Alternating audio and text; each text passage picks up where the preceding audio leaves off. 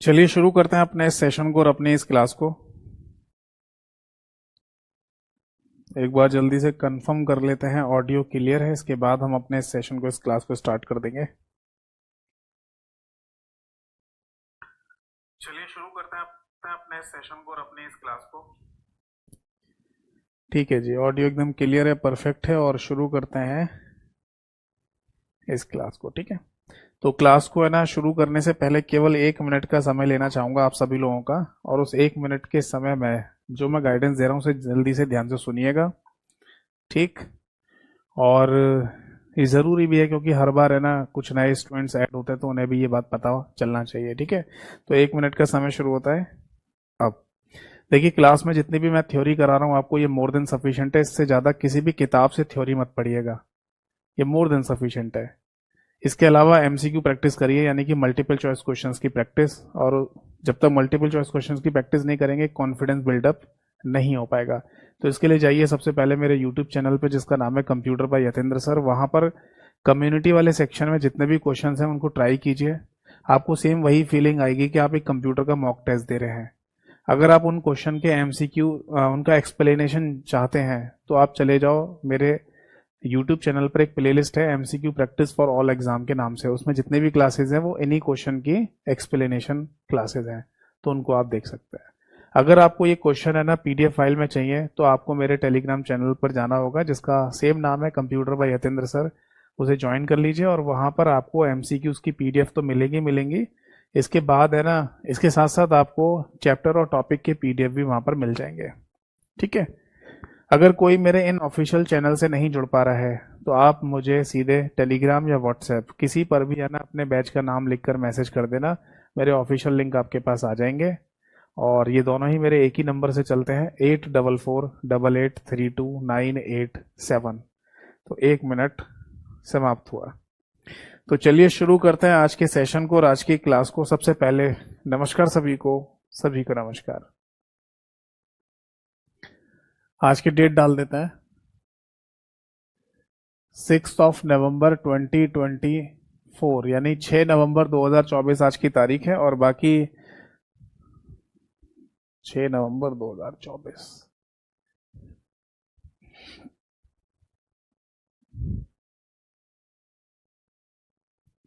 Six of November 2024 आज की तारीख है। ठीक है, बाकी देखिए, क्लास को शुरू करने से पहले मैं जल्दी से आप सभी लोगों को बता दूं कि अभी जो क्लास की टाइमिंग है ना, ये टाइमिंग चेंज कर दी गई है ना। जैसा कि लास्ट क्लास में मैं देख रहा था बहुत सारे है ना स्टूडेंट्स बोल रहे थे कि सर क्लास की टाइमिंग क्लैश कर रही है, यानी कि एक ही समय पर दो क्लासेस चल रही हैं, ऐसा कोई इशू आ रहा था।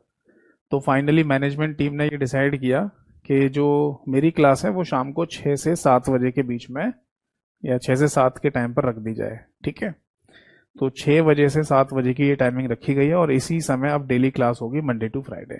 ठीक है, देखो, जैसा कि ना लास्ट क्लास में मैंने आप सभी लोगों को आउटपुट डिवाइसेस के बारे में समझाया, और आउटपुट डिवाइसेस में मैं प्रिंटर को समझा रहा था। तो देखिए, मैंने पहले भी बोला, अगर कंप्यूटर फंडामेंटल से क्वेश्चन पूछा जाना है ना, बेसिक कंप्यूटर का क्वेश्चन पूछा जाना है, हार्डवेयर का क्वेश्चन पूछा जाना है, तो हार्डवेयर में जब आउटपुट डिवाइस से क्वेश्चन पूछते हैं तो प्रिंटर से या मॉनिटर से, इन्हीं दोनों डिवाइसेस से क्वेश्चन पूछा जाता है। ठीक है, तो काफी है ना मैंने आपको जानकारी दी, आउटपुट डिवाइस में मॉनिटर के बारे में बताया, प्रिंटर के बारे में भी बताया। तो अब हम स्टार्ट करने जा रहे हैं अपना स्टोरेज वाला पार्ट। क्लियर है, यानी कंप्यूटर हार्डवेयर का जो स्टोरेज वाला पार्ट है उसको डिस्कस करने जा रहे हैं। समझते हैं स्टोरेज का मीनिंग क्या होता है। ठीक है, और इससे संबंधित जो क्वेश्चन बनते हैं पेपर में वो भी मैं आपको बताऊंगा। ठीक है, तो हेडिंग आप डाल सकते हैं, that is computer hardware.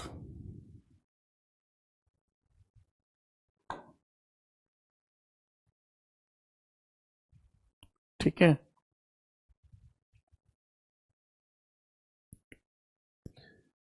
Heading आप डाल दीजिए, दैट इज कंप्यूटर हार्डवेयर। ठीक, और ये बात हम सभी लोगों को पता है कि हार्डवेयर को हिंदी में भी हार्डवेयर के नाम से ही बोला जाता है। क्लियर है, अब देखो हार्डवेयर के अंदर है ना, आज जो हम कैटेगरी डिस्कस करने जा रहे हैं उसको स्टोरेज डिवाइस के नाम से बोला जाता है। और स्टोरेज डिवाइस को है ना हिंदी में कहा जाता है भंडारण युक्तियां। भंडारण युक्तियां। कहने का सिंपल सा मीनिंग यह है कि अगर आप कंप्यूटर में उस डिवाइस की बात कर रहे हैं जो डाटा को स्टोर करने के लिए, भंडार करने के लिए इस्तेमाल में लाई जाती है। ठीक है ना। मैंने आपको है ना इस कंप्यूटर हार्डवेयर वाले चैप्टर के शुरुआत में ही बताया था कि कंप्यूटर में जितने भी हार्डवेयर हैं उनको जनरली तीन ही कैटेगरी में देखा जा रहा होता है। फर्स्ट कैटेगरी है इनपुट डिवाइस, जो कि कंप्यूटर में डाटा को अंदर देने के लिए इस्तेमाल में लाई जाती है। सेकंड कैटेगरी है आउटपुट डिवाइस, जिनके थ्रू में हमें आउटपुट मिलता है। और थर्ड कैटेगरी होती है स्टोरेज डिवाइस, जिसमें डाटा को स्टोर किया जाता है, भंडार करके रखा जाता है। ठीक है। तो स्टोरेज डिवाइसेस को किस तरीके से समझें ये मैं आपको बताऊंगा और इनसे क्या क्वेश्चन पूछे जाते हैं। दूसरी बात ये ध्यान रखिए कि स्टोरेज में और मेमोरी शब्द में कई बार लोगों को कंफ्यूजन भी होता है। कई सारे स्टूडेंट्स पूछते हैं कि सर मेमोरी शब्द क्या होता है और स्टोरेज शब्द क्या होता है, इन दोनों में डिफरेंस क्या होता है। तो ये मैं आपको पहले क्लियर कर देना चाहता हूं। ठीक है। देखो, सबसे पहले ना हम यहां पर जिक्र करेंगे कि कंप्यूटर में कोई भी डिवाइस, कंप्यूटर की ऐसे बोल दीजिए, कोई भी डिवाइस है जो डाटा को स्टोर करने का काम करेगी। किसका? स्टोर करने का। तो हम उस डिवाइस को स्टोरेज डिवाइस के नाम से बोल देंगे। सिंपल सा एक शब्द, स्टोरेज डिवाइस यानी कि भंडारण युक्ति। ठीक है। बट हर एक भंडारण युक्ति में एक ही तरीके से डाटा स्टोर हो ऐसा जरूरी थोड़ी है। भाई अगर हम एक सिंपल सा एग्जांपल बता रहा हूं, अगर बर्तन की भी बात करें जिसमें हम कोई सामान खाने की चीजें रखते हैं, तो वो भी कोई जरूरी थोड़ी है कि एक ही मटेरियल से बने हो। भाई कोई बर्तन है पीतल का भी हो सकता है, कोई बर्तन है ना स्टील का भी हो सकता है, कोई बर्तन सोने चांदी का भी हो सकता है ना। तो इसका सिंपल सा मतलब है कि जो खाने को स्टोर करने के लिए बर्तन आप इस्तेमाल कर रहे हैं, प्लास्टिक का भी हो सकता है, तो वो भी कई तरीके के हो सकते हैं ना, जबकि काम सबका वही है, खाने को स्टोर करना। तो इसी तरीके से आप समझ लीजिए कि कंप्यूटर में कोई भी डिवाइस, कोई भी ऐसा यंत्र जो डाटा को स्टोर करने का काम करेगा, किसको? जो डाटा को स्टोर करने का काम करता है, उसे हम एक कॉमन नाम से बोल देते हैं, दैट इज स्टोरेज डिवाइस यानी कि भंडारण युक्ति। बट जब हमें ये पता चल जाए कि ये स्टोरेज डिवाइस इस तरीके से डाटा को स्टोर करती है, तब हम वहां पर मेमोरी शब्द का इस्तेमाल कर लेते हैं। समझ में आ गया? जैसे सपोज दैट कि अगर मान लीजिए कोई स्टोरेज डिवाइस है, कंप्यूटर में कोई भी स्टोरेज डिवाइस है डाटा को भंडार करने वाली, और अगर ये स्टोरेज डिवाइस डाटा को स्टोर करने के लिए मैग्नेटिज्म का इस्तेमाल कर रही है। किसका? मैग्नेटिज्म, जिसको हिंदी में चुंबकीयकरण कहा जाता है। तो हम ऐसी स्टोरेज डिवाइस को फिर मैग्नेटिक मेमोरी के नाम से बोल देते हैं। समझ में आई बात? ऐसे यहां लिख सकते हो कि ऐसी मेमोरी को फिर मैग्नेटिक मेमोरी कह दिया जाता है। तो क्या पता चला इससे? इससे ये पता चल गया हमको कि स्टोरेज डिवाइस तो एक कॉमन शब्द है जो कि आप किसी भी डिवाइस के लिए इस्तेमाल कर सकते हैं जो डाटा को स्टोर करती हो। बट जब आपको ये पता चल जाए कि डाटा इस तरीके से स्टोर किया जा रहा है, तब आप वहां पर मेमोरी शब्द का इस्तेमाल कर सकते हैं। बस ये एक छोटा सा डिफरेंस है, वरना लगभग लगभग दोनों का मीनिंग तो सेम ही है ना। मेमोरी के अंदर भी डाटा स्टोर होता है और किसी स्टोरेज डिवाइस के अंदर भी डाटा स्टोर होता है। तो मेमोरी और स्टोरेज दोनों का मीनिंग सेम ही होता है, यानी कि भंडार करना, अपने पास रखना। ठीक है। पर जब ये तरीका पता चल जाता है, तब वहां पर मेमोरी शब्द लगाकर बोलना शुरू कर देते हैं। समझ में आ गई बात? ठीक है जी। अब कोई और भी तरीका होता है डाटा को स्टोर करने का? जी हाँ, और भी तरीके होते हैं। जैसे कि एक तरीका होता है ऑप्टिकल का, यानी कि डाटा को स्टोर करने के लिए ऑप्टिकल तरीका अपनाया जाता है, यानी कि लाइट का तरीका। समझ में आई बात? तो ऐसी मेमोरी को क्या कह दिया जाएगा? इनको ऑप्टिकल मेमोरी कह देते हैं फिर। अब आप सोच रहे होंगे इन मेमोरी के एग्जाम्पल तो बताइए। मैं अभी बताऊंगा सभी मेमोरी के एग्जाम्पल। और एक तीसरा और लास्ट तरीका और होता है जिसे हम इलेक्ट्रिकल बोलते हैं, यानी कि डाटा को स्टोर करने के लिए विद्युतीयकरण का इस्तेमाल किया जाता है। विद्युतीयकरण, समझ में आई बात? तो ऐसी मेमोरी को फिर क्या बोल दिया जाएगा? इनको हम इलेक्ट्रिकल मेमोरी के नाम से बोल देंगे, यानी कि विद्युतीय मेमोरी। तो टोटल कंप्यूटर में ना तीन ही तरीके से डाटा को स्टोर किया जाता है। एक तो मैग्नेटिज्म का इस्तेमाल करके, या फिर लाइट का इस्तेमाल करके, या फिर इलेक्ट्रिसिटी यानी कि विद्युत का इस्तेमाल करके डाटा को स्टोर किया जाता है। तो इसी तरीके से तीन मेमोरी बन जाती हैं, मैग्नेटिक मेमोरी, ऑप्टिकल मेमोरी और इलेक्ट्रिकल मेमोरी। कंप्यूटर में अंदर या कंप्यूटर के बाहर कोई भी मेमोरी या कोई भी स्टोरेज डिवाइस इस्तेमाल में लाई जा रही हो, ये इन तीनों में से कोई एक ही होगी, या तो मैग्नेटिक मेमोरी होगी, या ऑप्टिकल मेमोरी होगी, या इलेक्ट्रिकल मेमोरी होगी। समझ में आ गई बात? अब इन तीनों मेमोरी के एग्जाम्पल कौन कौन से होते हैं, क्योंकि ऐसा क्वेश्चन पेपर में पूछा जा सकता है कि बताओ इनमें से ऑप्टिकल मेमोरी का उदाहरण कौन सा है, इनमें से इलेक्ट्रिकल मेमोरी कौन सी है। तो ये क्वेश्चन है ना बेसिक कंप्यूटर में पूछे जा सकते हैं। ठीक है, तो पहले तो आप इसे नोट कर लीजिए अगर नोट करना है तो। और अगर किसी का नोट करने का मन नहीं है तो आपको पता ही है, मैं जिस टेलीग्राम चैनल की जानकारी आपको क्लास के शुरुआत में दे रहा था, वहां पर है ना कंप्यूटर हार्डवेयर की कंप्लीट क्लास पीडीएफ बिल्कुल एज इट इज लिखा हुआ आपको मिल जाएगा। उस पीडीएफ फाइल को टेलीग्राम चैनल से डाउनलोड करके जैसे चाहे वैसे आप पढ़ सकते हैं। प्रिंट आउट निकलवाना हो तो प्रिंट आउट निकलवा सकते हैं। ठीक है जी, आगे देखिए। तो फाइनली है ना हमें यह भी तो पता चलना चाहिए कि मैग्नेटिक मेमोरी, ऑप्टिकल मेमोरी या इलेक्ट्रिकल मेमोरी होती कौन कौन सी है। तो देखो सबसे पहले है ना हम मैग्नेटिक मेमोरी का नाम लिखेंगे। अब देखो हिंदी में लिखने की जरूरत तो नहीं है ना, क्योंकि मैग्नेटिज्म या मैग्नेटिक का मतलब चुंबकीयकरण होता है, चुंबकीय होता है। ठीक है, तो मैग्नेटिक मेमोरी जब आपसे पूछा जाए कि मैग्नेटिक मेमोरी का उदाहरण बताइए, तो बेटा इसके एग्जाम्पल होते हैं। सबसे पहला नाम है मैग्नेटिक टेप। ये मैग्नेटिक टेप यानी कि चुंबकीय टेप, ये वही वाली मैग्नेटिक टेप है जो पहले ऑडियो कैसेट्स में लगी हुई आती थी। याद है टी सीरीज की, गुलशन कुमार की माता रानी की भेंटें वाली जो कैसेट नहीं चलती थी पहले, फिल्मों की भी आती थी, कोई मूवी वगैरह रिलीज होती थी तो उसकी भी ऑडियो कैसेट रिलीज होती थी टी सीरीज के द्वारा ज्यादातर। तो वो जो कैसेट हम यूज करते थे या उनके थ्रू जो गाने सुनते थे, उसमें हम ये नोट करते थे कि अंदर एक रील जैसी लगी हुई है जो एक साइड से दूसरी तरफ चली जाती है ना। तो इसका सिंपल सा मतलब है कि जो ऑडियो कैसेट के अंदर रील लगी हुई है उसी को हम क्या बोलते हैं, उसी को हम मैग्नेटिक टेप के नाम से जानते हैं या बोल देते हैं। ठीक है, या ऐसे बोल दीजिए उसको ऑडियो कैसेट के अंदर जो रील जैसी लगी हुई है या लगी हुई होती थी उसको मैग्नेटिक टेप कहा जाता था। तो उसी तरीके की मैग्नेटिक टेप है ना हम कंप्यूटर के साथ भी इस्तेमाल करते थे डाटा को स्टोर करने के लिए। ठीक है, तो मैग्नेटिक टेप हमारा मैग्नेटिक मेमोरी का उदाहरण है। इसके अलावा एक और एग्जांपल होता है, दैट इज मैग्नेटिक डिस्क। ये क्या होता है? मैग्नेटिक डिस्क है ना हमें दो जगह देखने को मिली। एक तो हार्ड डिस्क के अंदर, हार्ड डिस्क जो आज आज भी हमारे कंप्यूटर के अंदर लगी हुई होती है। अगर आप कोई कंप्यूटर खरीद के लेके आते हैं तो उसमें हो सकता है कि हार्ड डिस्क लगी हुई आए। आप बोलेंगे सर ये क्यों कह रहे हो सकता है, क्या कुछ और भी लगा हुआ आ सकता है? हाँ, आजकल एक और जमाना चल रहा है एसएसडी का, यानी कि सॉलिड स्टेट ड्राइव का। तो आपने लोगों से कहते हुए भी सुना होगा या फिर आपने खुद भी एनालाइज किया होगा कि अब जो मार्केट में कंप्यूटर्स मिल रहे हैं उनमें एसएसडी लगी हुई आ रही है, सॉलिड स्टेट ड्राइव।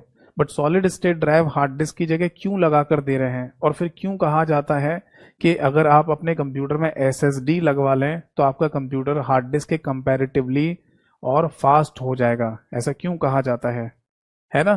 तो इसका रीजन मैं आपको आगे बताऊंगा कि हार्ड डिस्क और एसएसडी का कॉन्सेप्ट क्या है। फिलहाल बस ये समझ लीजिए कि आपके कंप्यूटर में आज की डेट में भी ऐसा हो सकता है कि हार्ड डिस्क लगी हुई आए। वैसे पुराने समय में तो हार्ड डिस्क हर एक कंप्यूटर में लगी हुई आ रही थी। तो जो हार्ड डिस्क नाम की डिवाइस हमारे कंप्यूटर में लगी होती है डाटा को परमानेंट स्टोर करने के लिए, उसके अंदर बेसिकली एक डिस्क यानी प्लेट तश्तरी जैसी एक डिस्क होती है, और उसी डिस्क को मैग्नेटिक डिस्क कहते हैं। इसलिए हम कह सकते हैं कि मैग्नेटिक डिस्क का उदाहरण कौन है, दैट इज हार्ड डिस्क। एक डिस्क है ना और पहले इस्तेमाल में लाई जाती थी जो कि अब मार्केट से ऑब्सोलीट हो गई है, यानी कि गायब हो गई, उसे हम फ्लॉपी के नाम से बोलते हैं। फ्लॉपी है ना पहले यूज में लाई जाती थी पुराने समय में, बट अब फ्लॉपी कोई यूज नहीं करता। तो फ्लॉपी बेसिकली एक रिमूवेबल डिवाइस हुआ करती थी जिसे कंप्यूटर में लगाइए, काम कीजिए और निकाल के अलमारी में रख दो। जैसे सीडी डीवीडी होती है, लगाओ कंप्यूटर में और जब काम खत्म हो जाए निकाल के अलमारी में रख दीजिए। तो उसी तरीके से फ्लॉपी इस्तेमाल में लाई जाती थी। तो जो फ्लॉपी थी ना वो भी मैग्नेटिक डिस्क का ही उदाहरण होती थी। ठीक है, तो अगर हमसे ये कहा जाए कि मैग्नेटिक मेमोरी के एग्जाम्पल बताइए, तो आप दो एग्जाम्पल देंगे, एक तो मैग्नेटिक टेप और एक मैग्नेटिक डिस्क। और मैग्नेटिक डिस्क में भी दो नाम आएंगे, हार्ड डिस्क और फ्लॉपी। ठीक है जी। इसके बाद है ना नेक्स्ट पॉइंट आता है, दैट इज ऑप्टिकल मेमोरी। ठीक है, ऑप्टिकल मेमोरी की अगर हम बात करें तो इसके एग्जांपल होते हैं तीन, एक है सीडी, दूसरा डीवीडी और तीसरा होता है बेटा बीआरडी। सीडी की फुल फॉर्म होती है कॉम्पैक्ट डिस्क, आपको पता ही होगी। डीवीडी को डिजिटल वर्सेटाइल डिस्क या डिजिटल वीडियो डिस्क के नाम से भी बोलते हैं, और बीआरडी को ब्लू रे डिस्क के नाम से बोला जाता है।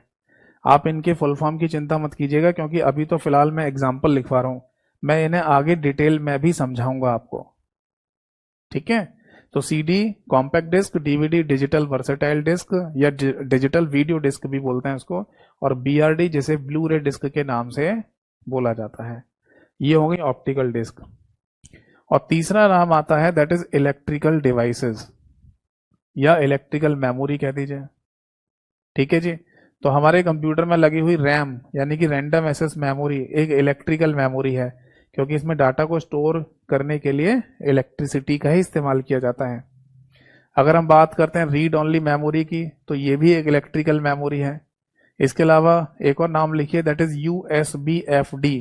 ये क्या होता है? यूएसबीएफडी जिसको हम यूनिवर्सल सीरियल बस फ्लैश ड्राइव बोलते हैं, जो कि पेन ड्राइव का ही दूसरा नाम होता है। अगर आप किसी से पेन ड्राइव मांग रहे हैं या आप किसी को पेन ड्राइव दे रहे हैं, तो वहां पर आप पेन ड्राइव शब्द की जगह यूएसबी एफडी शब्द का इस्तेमाल भी कर सकते हैं, जिसको यूनिवर्सल सीरियल बस फ्लैश ड्राइव कहा जाता है। ठीक, इसके अलावा जो मेमोरी कार्ड्स होते हैं और एसएसडी, ये है ना इलेक्ट्रिकल डिवाइसेस या इलेक्ट्रिकल मेमोरी ही कहलाते हैं।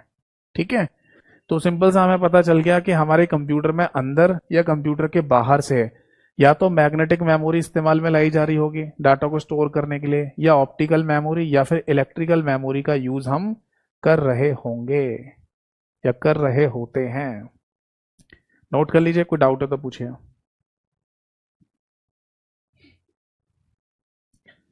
एक बच्चे ने लिखा है, सर आप आज लेट क्यों हैं? बेटा आप लेट आए हो, मैं नहीं आया हूं। मैं तो बिल्कुल 6 बजे ही करेक्ट क्लास स्टार्ट कर दिया था। मैंने तो क्लास को 6 बजे ही स्टार्ट कर दी थी, आप ही लेट आए हो।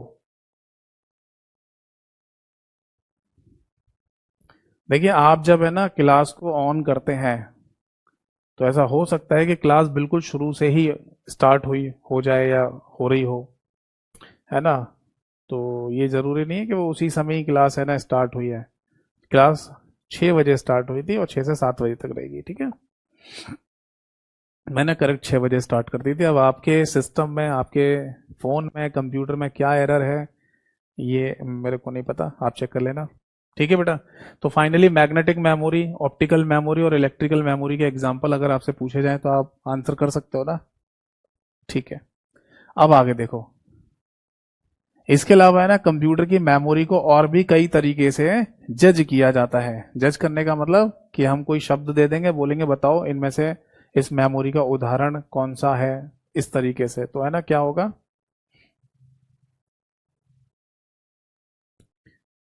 एक बच्चे ने लिखा है, सर फ्लैश मेमोरी ही इलेक्ट्रिकल मेमोरी होती है।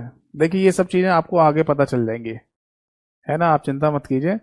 फ्लैश मेमोरी कौन सी होती है, क्या है कॉन्सेप्ट, आप एक एक बार है ना ध्यान से सुनते रहिए, जैसे मैं समझा रहा हूं आपको सारी बात समझ में आ जाएगी। अब देखो अगला पॉइंट देखिए, हम जितनी भी कंप्यूटर की मेमोरी है ना उनको बांट सकते हैं दो, ऐसा लिख लीजिए, नेचर के बिहाफ पर। नेचर शब्द का मतलब होता है प्रकृति। कंप्यूटर के अंदर और कंप्यूटर के बाहर जितनी भी मेमोरी इस्तेमाल में लाई जाती हैं उनके दो नेचर हो सकते हैं। पहले नेचर को कहते हैं बेटा वॉलेटाइल नेचर, इसलिए वॉलेटाइल नेचर वाली मेमोरी को वॉलेटाइल मेमोरी कहा जाएगा। ठीक है, तो वॉलेटाइल शब्द का बेसिकली मतलब ये होता है अस्थाई मेमोरी, यानी एक ऐसी मेमोरी जिसमें अगर इलेक्ट्रिसिटी पावर सप्लाई देना बंद कर दिया जाए और वो मेमोरी अपना डाटा लॉस कर दे, तो हम ऐसी मेमोरी को वॉलेटाइल मेमोरी के नाम से बोल देते हैं। समझ में आ गई बात? देखो, वॉलेटाइल नेचर या अस्थाई मेमोरी का सिंपल सा मतलब आप यहां पर लिख सकते हैं, that is power gone data lost. Power gone data lost. Hindi में लिखना है तो हिंदी में भी लिख लो, वरना जरूरत नहीं है, नाम इतनी अंग्रेजी तो हमें आती है, पावर गॉन डेटा लॉस्ट, ठीक है। लिख लो चलो, विद्युत जाने पर, विद्युत जाने पर डाटा खत्म हो जाएगा। क्लियर है जी। तो अगर हम इलेक्ट्रिसिटी पावर सप्लाई देना बंद कर दें एक मेमोरी को, और वो मेमोरी अपना डाटा लॉस कर दे, तो ऐसी मेमोरी वॉलेटाइल नेचर की मेमोरी कहलाती है। अब इस वॉलेटाइल नेचर की मेमोरी का उदाहरण या एग्जाम्पल कौन होता है? दैट इज रैम, जिसको हम रैंडम एक्सेस मेमोरी या हमारे कंप्यूटर की मुख्य मेमोरी बोलते हैं। ठीक है जी। ये एक इकलौता एग्जाम्पल है हमारे कंप्यूटर में। कंप्यूटर की जो रैम होती है वो एक वॉलेटाइल नेचर की मेमोरी है। तो दूसरा नेचर क्या आ जाएगा? That is non volatile nature. जब पेपर में पूछा जाएगा बताओ इनमें से कौन सी नॉन वॉलेटाइल मेमोरी है, ठीक है, तो बस समझ जाना, रैम को छोड़कर जो भी ऑप्शन लिखा होगा वो सारी की सारी memory volatile, non volatile memory या नॉन वॉलेटाइल नेचर की मेमोरी होंगी। ठीक है। इसका मीनिंग क्या होता है? इसका मीनिंग यह है कि data remains intact, data remains intact when power gone, when power gone, Hindi में लिखा जाएगा विद्युत के जाने पर, लिख लीजिए, विद्युत के जाने पर, के जाने पर भी डाटा जैसा है वैसा ही बना रहेगा, वैसा ही बना रहेगा। तो ऐसी मेमोरी को हम क्या बोल देते हैं? नॉन वॉलेटाइल नेचर की मेमोरी बोल देते हैं। अब देखो जितने भी एग्जाम्पल मैंने लिखे थे उनमें से केवल रैम को छोड़ दो, बाकी सारी की सारी मेमोरी नॉन वॉलेटाइल नेचर की होती है। कौन कौन से नाम लिखे थे मैंने? रोम लिख लीजिए, इसके बाद लिख लीजिए दैट इज मैग्नेटिक टेप, इसके बाद लिख लीजिए दैट इज मैग्नेटिक डिस्क। अब मैग्नेटिक डिस्क का मतलब समझ गए ना, हार्ड डिस्क और फ्लॉपी। इसके अलावा लिख लीजिए ऑप्टिकल डिस्क, ऑप्टिकल डिस्क का मतलब समझ गया ना, सीडी डीवीडी बीआरडी। और इसके अलावा लिख लीजिए दैट इज इलेक्ट्रिकल डिवाइसेस या इलेक्ट्रिकल मेमोरी लिख लो। और इलेक्ट्रिकल डिवाइसेस में हम नाम लिखेंगे कौन कौन से? पेन ड्राइव, मेमोरी कार्ड और एसएसडी। तो ये जितने भी नाम मैंने यहाँ पर लिखे हैं सारी के सारे नॉन वोलेटाइल नेचर के होते हैं, यानी कि अगर आप पावर सप्लाई देना बंद कर दें तो भी इन पर कोई फर्क नहीं पड़ेगा, इनका डाटा अपने आप से डिलीट नहीं होगा। ठीक है ना। इस बात को आप ऐसे समझ लीजिए, इस बात को आप ऐसे समझ लीजिए बेटा, जैसे पेन ड्राइव है ना, इलेक्ट्रिकल डिवाइसेस में एग्जांपल मैंने पेन ड्राइव लिखा था। तो अगर पेन ड्राइव हमारे कंप्यूटर में लगी हुई है और हम उस समय अपने कंप्यूटर को शट डाउन कर दें, तो क्या पेन ड्राइव के अंदर का डाटा डिलीट हो जाता है अपने आप? तो आंसर है नहीं, डिलीट नहीं होता है। वो पेन ड्राइव में डाटा जैसा है वैसा ही रहेगा, है ना। बट वो एक अलग बात है कि अगर हमें पेन ड्राइव का डाटा इरेज करना है, डिलीट करना है, मिटाना है, तो हम मिटा सकते हैं, इरेज कर सकते हैं, वो बाद में कर देंगे। बट कंप्यूटर की पावर बंद होने के बाद कंप्यूटर में लगी हुई पेन ड्राइव का डाटा खुद से डिलीट नहीं होता है। तो इसलिए यहाँ पर लिखा हुआ है कि विद्युत के जाने पर भी डाटा जैसा है वैसा ही बना रहेगा, क्योंकि पेन ड्राइव को जो विद्युत है, इलेक्ट्रिसिटी पावर सप्लाई, वो किससे मिल रही थी? कंप्यूटर से मिल रही थी। तो कंप्यूटर बंद हो गया मतलब पावर सप्लाई बंद हो गई, तब भी तो पेन ड्राइव का डाटा डिलीट नहीं होता, ऐसी मेमोरी कार्ड का नहीं होता। ऐसी है ना ऑप्टिकल डिस्क जो होते हैं, सीडी डीवीडी, इनका भी है ना डाटा अपने आप से डिलीट नहीं होता है। ठीक है। तो ये सारी मेमोरी वो नॉन वॉलेटाइल नेचर की मेमोरी कहलाती है। नोट कर लीजिए, कोई डाउट है तो पूछिए।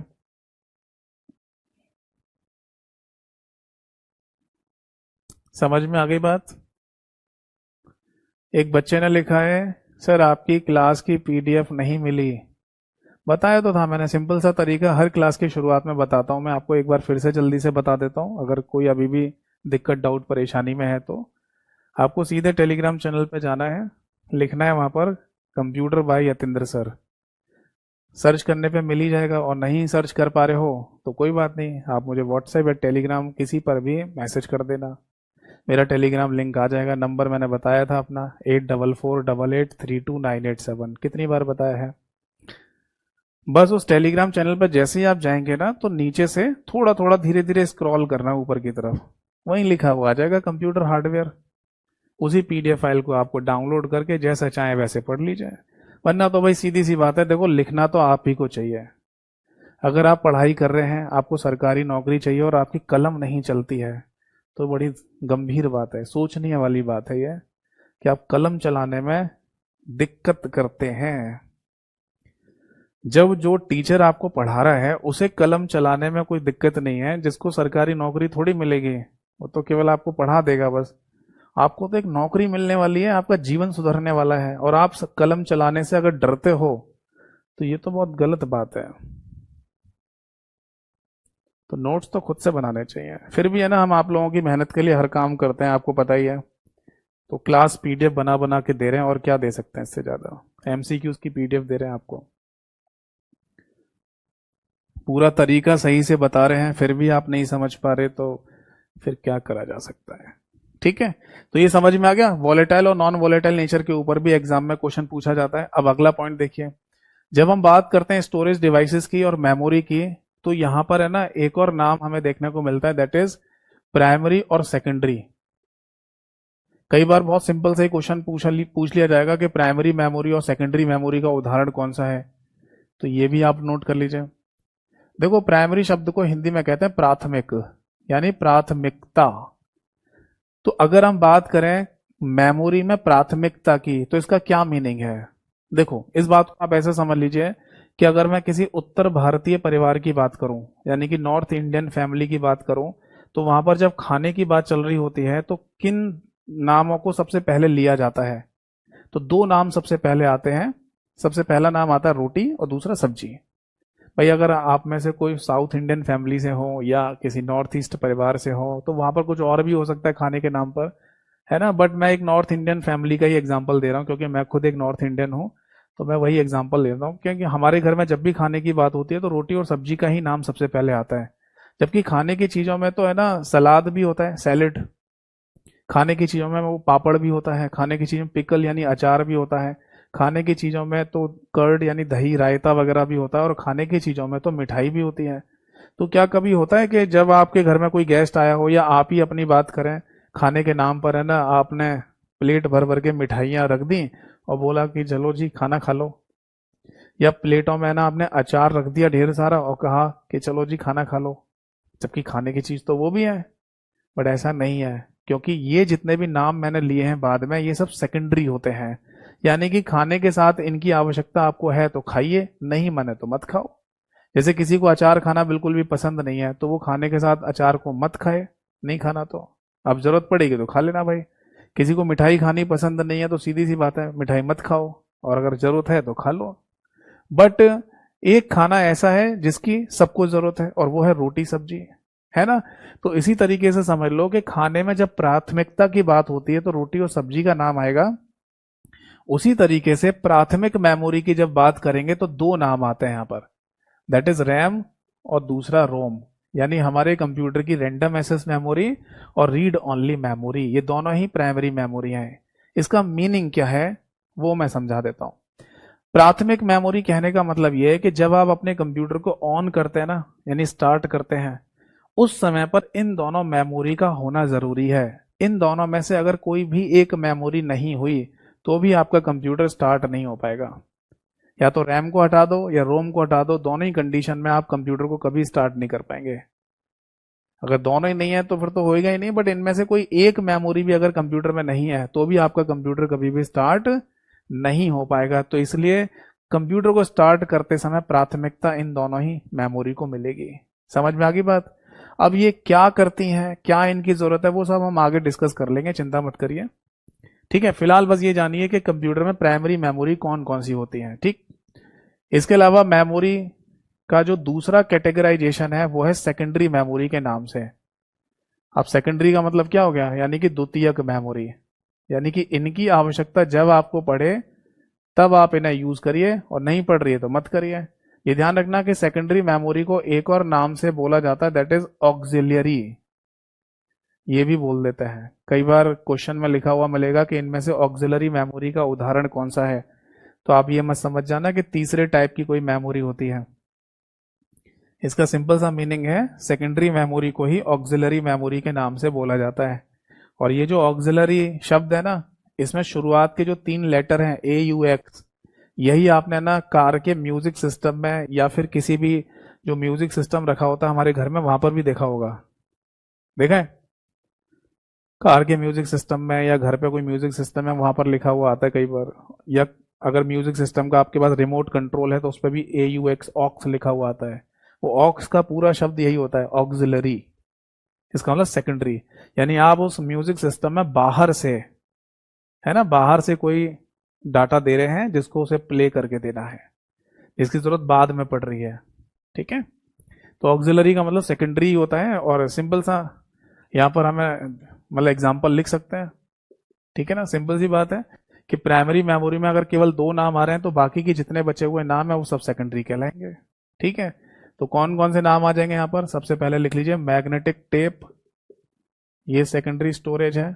दूसरा नाम लिखिए मैग्नेटिक डिस्क, यानी कि हार्ड डिस्क और फ्लॉपी दोनों। तीसरा लिख लीजिए ऑप्टिकल डिस्क, यानी कि CD DVD और BRD तीनों। और चौथा लिख लीजिए इलेक्ट्रिकल डिवाइसेस, यानी कि पेन ड्राइव, मेमोरी कार्ड और SSD। ये सभी की सभी क्या कहलाती हैं? सेकेंडरी मेमोरी कहलाती हैं। नोट कीजिए इसको, कोई डाउट है तो पूछिए।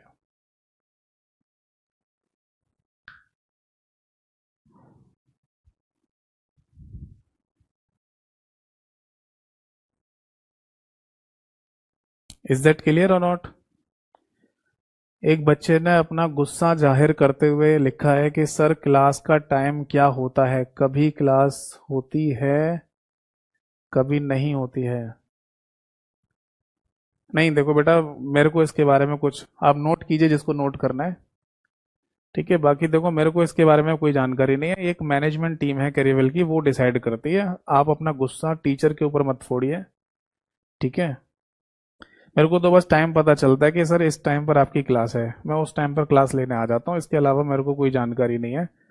हाँ, वो एक अलग बात है कि ऑफिशियल कोई छुट्टी हुई हो जो त्योहारों की वजह से होती है, वो तो मेरे भी हाथ में नहीं है। बट अगर मान लो मेरी कोई दिक्कत है या कोई मेडिकल इमरजेंसी है तब मैं शायद क्लास ना ले पाऊँ, वरना तो जैसे जैसे मेरे को शेड्यूल मिलता जा रहा है मैं क्लास लेता ही जा रहा हूँ। ठीक है? चलो, तो ये आप है ना हेल्पलाइन से बात कर लिया करो, इसमें मैं कुछ नहीं बता पाऊंगा। ये बात समझ में आ गई? चलो अब आगे देखिए। प्राइमरी और सेकेंडरी के बाद है ना, मैं अब आपको बताने जा रहा हूं मेमोरी के अंदर होने वाले ऑपरेशन के आधार पर मेमोरी को डिवाइड करना। देखो, पहले तो आप ये समझो, अगर किसी भी प्रकार की कोई भी मेमोरी है, चाहे वो इलेक्ट्रिकल मेमोरी हो, चाहे वो ऑप्टिकल मेमोरी हो, चाहे वो मैग्नेटिक मेमोरी हो, किसी भी मेमोरी में जब डेटा को डाला जाता है तो उसे राइट ऑपरेशन के नाम से बोलते हैं। और अगर मेमोरी में से डेटा को निकाला जा रहा है तो उसे रीड ऑपरेशन के नाम से बोल दिया जाता है। फिर से सुनिए, मेमोरी के अंदर डेटा को डाले जाने को राइट ऑपरेशन और निकाले जाने को रीड ऑपरेशन के नाम से बोला जाता है। तो अगला जो हेडिंग हम बनाएंगे वो होगा that is type of operation. Type of operation या टाइप्स ऑफ ऑपरेशन लिख लो। ये समझाता हूं, देखो, यानी कि ऑपरेशन का प्रकार के आधार पर मेमोरीज को कैसे डिवाइड किया गया है। देखो, सबसे पहला नाम आता है हमारे सामने, that is sequential access memory. Sequential access memory, जिसको शॉर्ट में सैम के नाम से भी बोला जा सकता है। यानी कि कंप्यूटर में कुछ मेमोरी या कोई मेमोरी ऐसी होगी जिसका नेचर सीक्वेंशियल एक्सेस होगा। अब ये सीक्वेंशियल एक्सेस का मतलब क्या है ये मैं समझा देता हूं। सीक्वेंशियल एक्सेस का मतलब ये होता है कि कोई एक ऐसी मेमोरी है जिसमें राइट ऑपरेशन सीक्वेंस में हो रहा होगा या सीक्वेंशियली हो रहा होगा। और जब रीड ऑपरेशन की बात की जाएगी तो रीड ऑपरेशन भी सीक्वेंशियली ही हो रहा होगा, जिसको हिंदी में क्रम से कहा जाता है। अब क्या मीनिंग है इस बात का? इसका मीनिंग ये है, देखो, सपोज दैट कि ये कोई मेमोरी है, यानी ये जो मैंने लाइन बनाई है इसको एक मेमोरी कही है। अब मेरे को इसकी मेमोरी पर कोई डेटा डालना है तो मैं एक के बाद एक के बाद एक के बाद डेटा डालता जा रहा हूं, तो इसे बोलेंगे राइट ऑपरेशन सीक्वेंस में होना। अब सपोज दैट कि मैं इस वाले डाटा को उठा रहा हूं, उठाने का मतलब रीड कर रहा हूं, या इस डाटा की मेरे को आवश्यकता है। अब इसके बाद सीधे अगर मान लो मेरे को इस वाले डाटा की आवश्यकता है तो मेरे पास यहां पर कोई भी ऐसा मेथड नहीं है कि मैं यहां से सीधे जंप करके यहां पहुंच जाऊं। मेरे को सबसे पहले यहां पर जाना पड़ेगा, फिर यहां जाना पड़ेगा, फिर यहां जाना पड़ेगा, फिर यहां जाना पड़ेगा, फिर यहां, और तब जाके मैं जिस डाटा की मेरे को आवश्यकता है मैं वहां पर पहुंच पाऊंगा। तो अगर मेरा राइट ऑपरेशन भी सीक्वेंस में हो रहा है और रीड ऑपरेशन भी अगर मेरा सीक्वेंस में हो रहा है, तो मैं इसे सीक्वेंशियल एक्सेस मेमोरी बोलूं या नहीं? हाँ जी, बोल सकता हूं। इसीलिए पेपर में ऐसे क्वेश्चन पूछे जाते हैं कि बताओ अगर किसी मेमोरी के अंदर सीक्वेंशियल एक्सेस मेथड है, सीक्वेंशियल एक्सेस मेमोरी है, तो इसका उदाहरण क्या होगा? तो इसका एग्जांपल आप लिख लीजिए, दैट इज मैग्नेटिक टेप, यानी कि चुंबकीय टेप।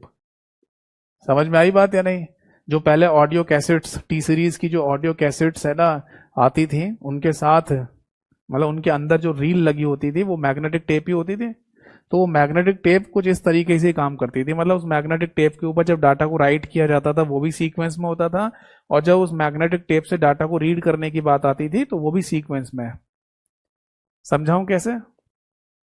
आपको याद है ऑडियो कैसेट वाले जो प्लेयर हुआ करते थे उस समय पर? अब तो खैर किसी के पास नहीं मिलेगा। तो उस ऑडियो कैसेट को लगाने के बाद आपको एक बटन दबाना पड़ता था, प्ले वाला। जैसे ही प्ले का बटन दबाते थे, रील घूमना शुरू होती थी और स्पीकर से आवाज आना शुरू हो जाती थी। तो इसका मतलब ये था, जो आपने प्ले का बटन दबाया ना, वो प्ले का बटन या उस प्ले के बटन के नीचे लगा होता था एक टेप रीडर। क्या होता था? Tape reader. ये टेप रीडर नाम मैंने आपको इनपुट डिवाइसेस में भी लिखवाया था, याद है?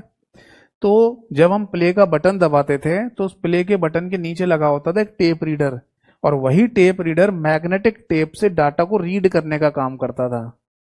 फिर उसे सिस्टम को देता था, तब स्पीकर से आवाज आती थी। अब सपोज दैट के उस ऑडियो कैसेट में आपको पहले वाले गाने के बाद चौथे नंबर का गाना सुनना है, तो आपके पास डायरेक्टली चौथे नंबर के गाने को प्ले करने का कोई ऑप्शन नहीं था। हमें क्या करना पड़ता था उसमें? हमें एक और बटन दबाना पड़ता था जिसपे फॉरवर्ड लिखा होता था।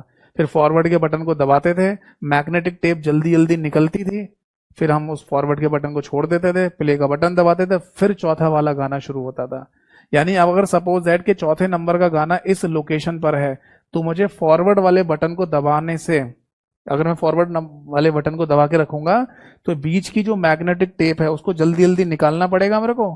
फिर मैं चौथे नंबर वाले उस मैग्नेटिक टेप वाली पोजीशन पे पहुंचूंगा, चौथे नंबर का जो सॉन्ग है वहां की पोजीशन पे पहुंचूंगा, फिर प्ले का बटन दबाऊंगा, तब जाके गाना शुरू होता था। ये बात समझ में आ गई? क्लियर है जी?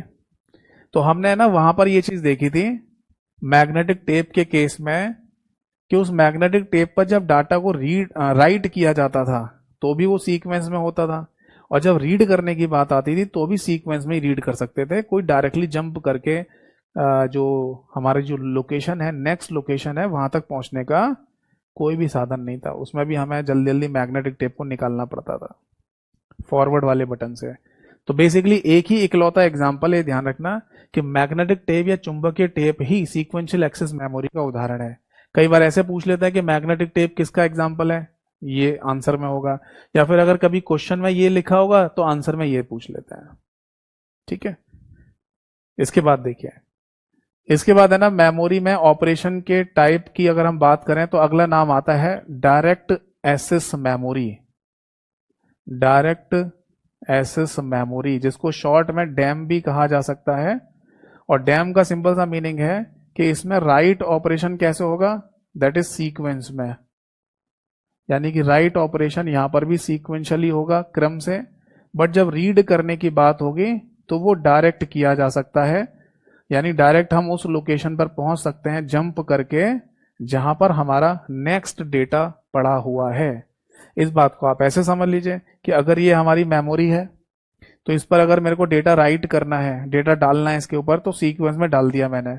अब सपोज दैट कि मैं यहां पर हूं और इसके बाद है ना मेरे को ये वाले डाटा की आवश्यकता है, तो अब हमने ना एक ऐसा मेथड जनरेट कर लिया है कि हम जंप करके उस नेक्स्ट लोकेशन पर भी पहुंच सकते हैं जहां पर हमारा अगला डेटा पड़ा हुआ है जिसकी हमें आवश्यकता है। तो अभी हम यहां पर थे, अगले किस डाटा की आवश्यकता है, वो इसकी, तो डायरेक्टली जंप करके पहुंच गए। ठीक है ना? तो इसीलिए इसका नाम डाला गया डायरेक्ट एक्सेस मेमोरी, यानी कि राइट ऑपरेशन सीक्वेंस में, रीड ऑपरेशन डायरेक्टली हो जाएगा। तो आज की डेट में ना जितने भी मेमोरी हैं हमारे कंप्यूटर में, है ना, या कंप्यूटर के बाहर से इस्तेमाल में लाई जाती है, वो सब डायरेक्ट एक्सेस पे ही काम करती है, डायरेक्ट एक्सेस मेथड पर। ठीक है, जैसे उदाहरण की अगर हम बात करें तो आप यहां पर लिख सकते हैं दैट इज मैग्नेटिक डिस्क।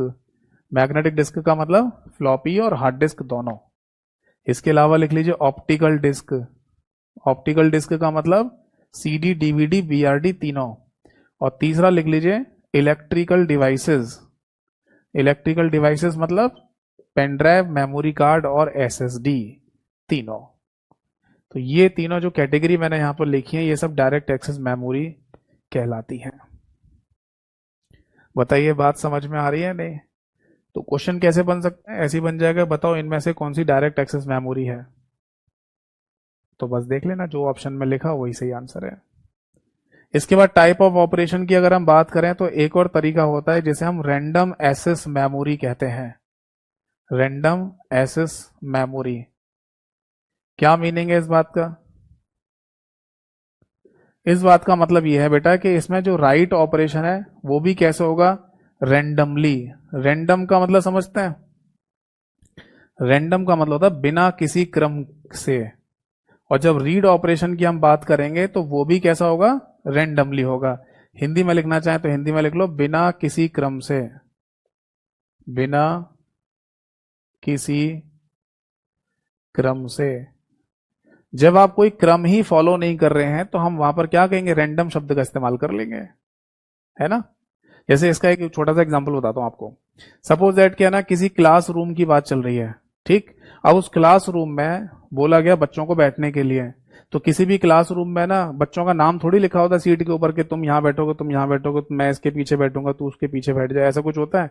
हो सकता है किसी किसी क्लासरूम में जहां दादागिरी होती है, दादागिरी चलती है, तो वहां पर शायद ऐसा हो सकता है कि कोई कह दे कि मैं तो यहीं बैठूंगा, या मैं इसके पीछे बैठूंगा, या इसके आगे बैठूंगा। बट नॉर्मली अगर एक बात की जाए तो ऐसा नहीं होता। किसी भी क्लासरूम में बच्चों को खुली छूट होती है, जो जहां बैठना चाहे वहां बैठ जाए, ठीक है ना। तो बच्चों का सीट पर कहीं पर भी बैठ जाना ये क्या कहलाएगा, ये कहलाएगा राइट ऑपरेशन। समझ में आ गई बात? तो बच्चे ना कहीं पर भी जहां मन कर रहा है वहां बैठ जाते हैं सीट पर। तो क्या उन्होंने कोई भी क्रम यानी कोई सीक्वेंस फॉलो किया? नहीं। यानी कि राइट ऑपरेशन कैसे हो गया, रेंडमली। ठीक। अब इसके बाद सुनिए, जब क्लास में टीचर आ जाता है और टीचर आके ये पूछे सारे बच्चों के बैठने के बाद कि मैंने लास्ट क्लास में क्या पढ़ाया था, ये कौन बताएगा। अब इसके लिए उसने कोई भी क्रम फॉलो नहीं करा, यानी कि वो शुरुआत में बैठे हुए बच्चों से लाइन से नहीं पूछ रहा कि तुम बताओ तुम बताओ, ऐसा नहीं। वो वैसे ही बोल रहा है टीचर कि आप पूरी क्लास में से आप बताओ, बताओ कल क्या पढ़ाया था। तो इसका मतलब सारे के सारे बच्चे जितने भी बैठे हुए हैं उनमें से केवल एक ही को है ना चुना, और वो भी रेंडमली, कोई क्रम थोड़ी फॉलो किया। इसका मतलब बच्चे का उठ के आना टीचर के पास या जवाब देना, ये क्या हो गया, रीड ऑपरेशन हो गया। कैसे, रेंडमली, यानी कि बिना किसी क्रम से। तो किसी भी मेमोरी में राइट ऑपरेशन के लिए भी कोई क्रम फॉलो ना किया जा रहा हो, या रीड ऑपरेशन के लिए भी कोई क्रम फॉलो ना किया जा रहा हो, तो ऐसी मेमोरी को हम रैंडम एक्सेस मेमोरी के नाम से बोल देते हैं। और इसका एक ही इकलौता एग्जाम्पल होता है बेटा, और वो है दैट इज रैम। हमारे कंप्यूटर की मुख्य मेमोरी रैंडम एक्सेस मेमोरी। कभी ये क्वेश्चन है ना हमारे दिमाग में आना चाहिए था कि रैम जो होती है, जिसकी full form random access memory है, उसे रैंडम एक्सेस मेमोरी बोलते क्यों है, उसे रैंडम एक्सेस मेमोरी बोला ही क्यों जाता है, आना चाहिए ना। तो इसका सिंपल सा मतलब है कि रैंडम एक्सेस मेमोरी में राइट और रीड दोनों ही ऑपरेशन रैंडमली होते हैं। बताइए ये बात समझ में आई या नहीं? चलिए, तो फाइनली है ना हमें ये समझ में आ गया कि अगर हम बात करें टाइप ऑफ ऑपरेशन की, तो मेमोरीज को तीन टाइप से डिवाइड किया गया है। एक तो सीक्वेंशियल एक्सेस मेमोरी, जिसका उदाहरण है मैग्नेटिक टेप। एक है डायरेक्ट एक्सेस मेमोरी, जिसके एग्जाम्पल सारे ही होते हैं लगभग। और रैंडम एक्सेस मेमोरी, जिसका उदाहरण भी रैम ही होता है, रैंडम एक्सेस मेमोरी। ठीक, नोट कर लीजिए।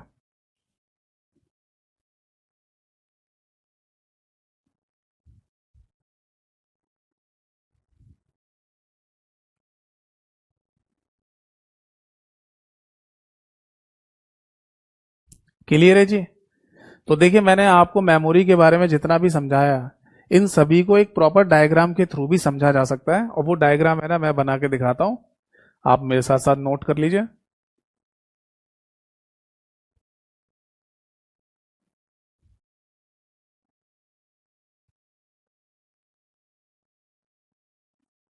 देखो जी, अगर हम बात करें कंप्यूटर में स्टोरेज डिवाइसेस की, तो इनको बेसिकली दो पार्ट में ब्रेक किया गया है। टोटल कंप्यूटर की स्टोरेज डिवाइसेस को दो पार्ट में ब्रेक कर दिया है। सबसे पहले वाले पार्ट को बोला गया है प्राइमरी पार्टीशन, मतलब प्राइमरी बोल दो, केवल प्राइमरी स्टोरेज बोल दो, ठीक है। और दूसरे वाले पार्ट को सेकेंडरी स्टोरेज के नाम से बोल दिया जाता है। क्लियर है जी? और मैंने अभी थोड़ी देर पहले ही बताया आपको कि सेकेंडरी स्टोरेज को ऑक्सिलरी स्टोरेज के नाम से भी बोल सकते हैं, ठीक है। प्राइमरी स्टोरेज में है ना, दो नाम आते हैं हमारे सामने। मैंने आपको बताया रैम यानी कि रैंडम एक्सेस मेमोरी, और रोम यानी कि रीड ओनली मेमोरी। ये दोनों ही हमारे कंप्यूटर की प्राइमरी स्टोरेज होती हैं, ठीक है। बाकी जब रैम मैं आपको पढ़ाऊंगा, रैम के बारे में समझाऊंगा, तब मैं आपको रैम के दोनों टाइप के बारे में भी समझा दूंगा, जो कि डी रैम और एस रैम के नाम से बोले जाते हैं, जिसको डायनेमिक रैंडम एक्सेस मेमोरी और स्टैटिक रैंडम एक्सेस मेमोरी कहा जाता है। और ऐसे ही जब मैं रीड ओनली मेमोरी आपको पढ़ाऊंगा, तब मैं रीड ओनली मेमोरी के आगे के जो एक्सटेंशन है उनको भी मैं बता दूंगा, जैसे कि पी रोम क्या होता है, या फिर ई पी रोम क्या होता है, या फिर डबल ई पी रोम क्या होता है। और डबल ई पी रोम का भी आगे का एक एक्सटेंशन बनाया गया है, जिसको हम flash double E P ROM कहते हैं। ये क्या होता है, ठीक है। तो ये सब भी है ना, मैं आपको बताऊंगा जब मैं रीड ओनली मेमोरी के बारे में समझाऊंगा आपको, ठीक है। इसके बाद सेकेंडरी स्टोरेज की अगर हम बात करें, तो सेकेंडरी स्टोरेज को दो पार्ट में ब्रेक कर दिया गया है। पहले वाले पार्ट को कहा गया सीक्वेंशियल एक्सेस मेमोरी, या केवल सीक्वेंशियल एक्सेस आप लिख लीजिए यहां पर। और सीक्वेंशियल एक्सेस का एक ही एग्जांपल मैंने आपको बताया, that is magnetic tape. Magnetic tape यानी चुंबकीय टेप। और दूसरी कैटेगरी जो सेकेंडरी स्टोरेज की डिवाइड की गई है या बनाई गई है, उसे डायरेक्ट एक्सेस के नाम से बोल देता है, या फिर उसको जंप एक्सेस के नाम से भी बोला जाता है, ठीक है जी। अब डायरेक्ट एक्सेस जो मेमोरी है या जंप एक्सेस मेमोरी है, उसको टोटल तीन कैटेगरी में डिवाइड किया गया है। पहली कैटेगरी का नाम रखा गया दैट इज मैग्नेटिक डिस्क, ठीक है।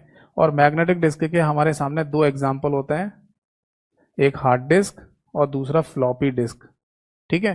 हार्ड डिस्क ड्राइव और फ्लॉपी को फ्लॉपी डिस्क ड्राइव के नाम से भी बोल दिया जाता है, ठीक है। ये हार्ड डिस्क और फ्लॉपी वही लिखे हुए हैं। दूसरी जो कैटेगरी बनाई गई है उसको ऑप्टिकल डिस्क के नाम से बोलते हैं। और ऑप्टिकल डिस्क के हमारे सामने तीन एग्जाम्पल होते हैं, सीडी, दूसरा डीवीडी और तीसरा बीआरडी, यानी कि compact disc, digital versatile disc और ब्लू रे डिस्क। मैं फिर से बोल दूं कि आप फुल फॉर्म की चिंता मत कीजिएगा, फुल फॉर्म है ना, मैं इनकी लिखवा कर ही आपको समझाऊंगा ये होते क्या है और इनसे एग्जाम में क्या क्वेश्चन पूछे गए हैं, ठीक है। अभी केवल डायग्राम देख रहे हैं। और तीसरी जो कैटेगरी आपको दी गई है बनाकर, उसे हम इलेक्ट्रिकल डिवाइसेस के नाम से बोलते हैं, ठीक है जी। इलेक्ट्रिकल डिवाइसेस में तीन नाम आएंगे, एक तो यूएसबी एफडी, दूसरा एमसी और तीसरा एसएसडी, यानी कि यूनिवर्सल सीरियल बस फ्लैश ड्राइव जो पेन ड्राइव का ही नाम है, एमसी यानी कि मेमोरी कार्ड, और एसएसडी यानी कि सॉलिड स्टेट ड्राइव। तो टोटल कंप्यूटर में जितने भी मेमोरी हैं, चाहे वो अंदर लगी हो चाहे कंप्यूटर में बाहर से अटैच की जाए, उनको इसी तरीके से डिवाइड करके बताया गया है। नोट कर लीजिए, कोई डाउट है तो पूछिए। समझ आ गया सभी को? मतलब कंप्यूटर में जितने भी स्टोरेज डिवाइसेस हैं उनको प्राइमरी और सेकेंडरी के नाम से डिवाइड कर दिया है, ठीक है। अगर कहीं पर कोई टर्शरी या कुछ और भी शब्द लिखा हुआ आ जाए किसी लोकल राइटर की किताबों में, तो गलत है। ऐसा कोई भी कैटेगरी नहीं होती टर्शरी जैसी, केवल दो ही कैटेगरी है, प्राइमरी और सेकेंडरी, ठीक है। तो हम अपने इस कंप्यूटर हार्डवेयर वाले चैप्टर में बेटा ये वाला पार्ट डिस्कस करेंगे, सेकेंडरी वाला। इसके ऊपर बताऊंगा मैं आपको कि क्वेश्चन एग्जाम्स में कैसे पूछे गए हैं और पूछे जाते हैं। जब ये सेकेंडरी वाला पार्ट खत्म हो जाएगा, तभी हमारा कंप्यूटर हार्डवेयर वाला चैप्टर भी फिनिश हो जाएगा। फिर ये कब पढ़ेंगे? ये पढ़ेंगे अगले चैप्टर में, जिसका नाम होगा कंप्यूटर मेमोरी। कंप्यूटर मेमोरी वाले चैप्टर में मैं आपको रैम और रोम तो पढ़ाऊंगा ही पढ़ाऊंगा, इसके साथ साथ कैशे मेमोरी, वर्चुअल मेमोरी और रजिस्टर मेमोरी के बारे में भी बता दूंगा। तो पांचों मेमोरी को मिलाकर हो जाएगा कंप्यूटर मेमोरी वाला चैप्टर, ठीक है। ये बात समझ में आ गई? क्लियर है। तो फाइनली है ना हमें समझ में आ गया कि स्टोरेज डिवाइसेस का जो कैटेगराइजेशन है ना वो कई तरीके से है। टाइप ऑफ ऑपरेशन को लेकर भी हो सकता है, प्रॉपर्टी को लेकर भी हो सकता है, नेचर को लेकर भी हो सकता है। ठीक है। चलिए, तो है ना जैसा मैं देख पा रहा हूँ अब समय समाप्ति की तरफ ही आ गया है। तो नेक्स्ट अगली क्लास में ना मैं ये वाले पार्ट को डिस्कस करना शुरू करूंगा। अब अगर किसी का कोई डाउट है तो पूछ लीजिए।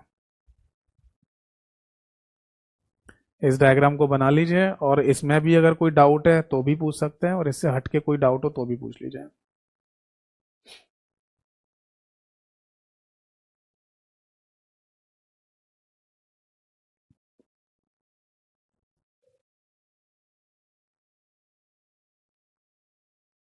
पर जो भी डाउट हो जल्दी जल्दी लिखिएगा, ठीक है।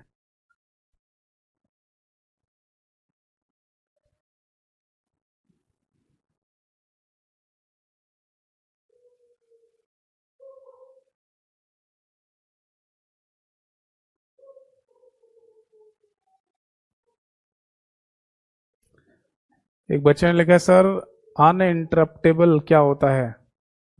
अनइंटरप्टेबल का मतलब होता है जिसको इंटरप्ट ना किया जा सके। या आप अनइंटरप्टेबल है ना उसकी बात कर रहे होंगे जो मैंने यूपीएस के बारे में बताया होगा आपको शुरुआत में। सर फर्स्ट टाइम कंप्यूटर पढ़ रहे हैं, कोई दिक्कत नहीं है। फर्स्ट टाइम भी अगर आप कंप्यूटर पढ़ रहे हैं तो कोई दिक्कत नहीं है, आप आराम से है ना ये थ्योरी ध्यान से सुनते रहिए जो मैं समझा रहा हूँ। और फिर जब रिवीजन के लिए ना जो मैं पीडीएफ फाइल आपको फॉलो करने के लिए बोलता हूँ उनको देख लेना। इसी से हो जाएगा। आपको अगर लिखना नहीं है तो कोई दिक्कत नहीं, मत लिखिए, हो जाएगा काम।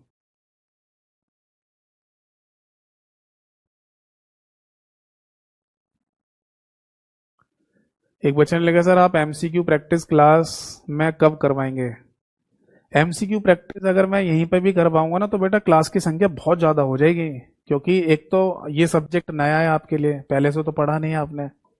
तो मैं हर जो बात आपको बोलूंगा ना वो नए नई बात आपको बतानी पड़ेगी। अब मैथ रीजनिंग इंग्लिश जीएस में तो पहले से ही पढ़े हुए होते हो ना, तो जल्दी जल्दी कवर हो जाता है उसमें, क्योंकि बचपन से ही पढ़ते हुए आ रहे हो। इसमें अगर हर बात जो मैं बोलूंगा, जो शब्द बोलूंगा, वो आपको नया ही शब्द मिलेगा। तो मैं जो तरीका मैंने बनाया वो सबसे सही तरीका है। लोगों के लास्ट टाइम भी 10 में से 10 नंबर पूरे आए थे। तरीका वही है, क्लास में थ्योरी पढ़ लो और मेरे यूट्यूब चैनल से है ना एमसीक्यू की प्रैक्टिस कर लो। ठीक है।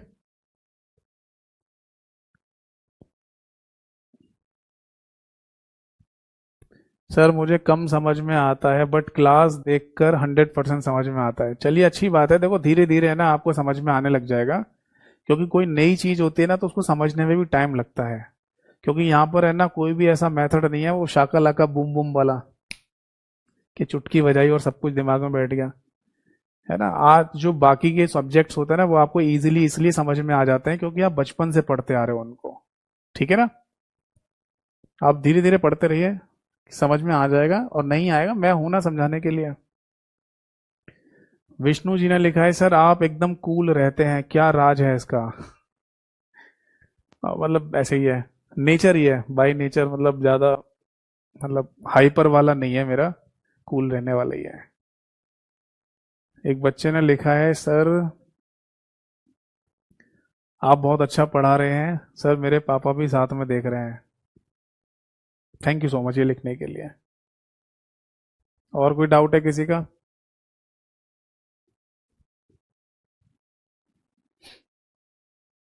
सर मोबाइल में इंफ्रारेड रेज नहीं होगी, इंफ्रारेड होगा। मोबाइल में इंफ्रारेड रेज ब्लॉक्ड प्रॉब्लम क्यों आती है? मतलब क्यों आ रही है, मतलब किस वजह से आ रही है ये भी तो पता होना चाहिए ना। मतलब अगर मान लो, अगर हम किसी भी कंडीशन की बात कर रहे हैं जिसमें इंफ्रारेड का इस्तेमाल हो रहा है, तो उसमें प्रॉब्लम आ किस वजह से रही है ये भी तो पता चलना चाहिए। जैसे है ना पुराने समय पर है ना नोकिया के फोन आते थे, उसमें तो इंफ्रारेड के थ्रू ही हम है ना किसी लैपटॉप में इंटरनेट चला लेते थे, चल जाता था। मतलब रीजन क्या है चीज, मैं समझ नहीं पा रहा हूँ।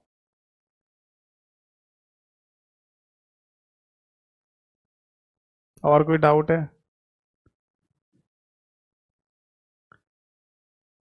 ठीक है, देखो बाकी मैं ये बताऊं आप सभी लोगों को कि अगर कभी भी ऐसा हो कि आपका कोई प्रैक्टिकल प्रॉब्लम भी है, कोई प्रैक्टिकल, मान लो आप कंप्यूटर से या मोबाइल से रिलेटेड कोई इशू अगर आपका आ रहा है तो वो भी आप मेरे से पूछ सकते हैं। व्हाट्सएप पे पूछ लेना, व्हाट्सएप नंबर मैंने क्लास के शुरुआत में आपको दिया ही था, मैं वहां पर भी आपका सोल्यूशन बता दूंगा अगर मेरे को पता होगा तो, ठीक है। सर मेरी इंग्लिश थोड़ी खराब है बट देख के समझ जाती हूँ। मैं वही तो बता रहा हूँ, आपकी अगर मान लो इंग्लिश कमजोर है या इंग्लिश में थोड़ी प्रॉब्लम आ रही है आपको अभी, फिर भी उतनी नहीं प्रॉब्लम लगती होगी, पता है क्यों? क्योंकि है ना आप इंग्लिश बचपन से पढ़ते हुए आ रहे हो, तो आप समझ जाते हैं, जैसे ही टेंस आते होंगे, जैसे ही है ना नरेशन आ रहा है, जैसे ही एक्टिव पैसिव कुछ भी आ रहा होगा, कॉम्प्रिहेंशन आप समझ जाते हो क्योंकि बचपन से पढ़ते आ रहे हो। इसमें क्या होगा ना, इसमें आपको हर नई चीज पता चल रही होगी, नए नए से शब्द पता चलते हैं, तो इसलिए जो मैंने स्ट्रेटेजी बनाई है ना उसको फॉलो करिए, हो जाएगा ठीक।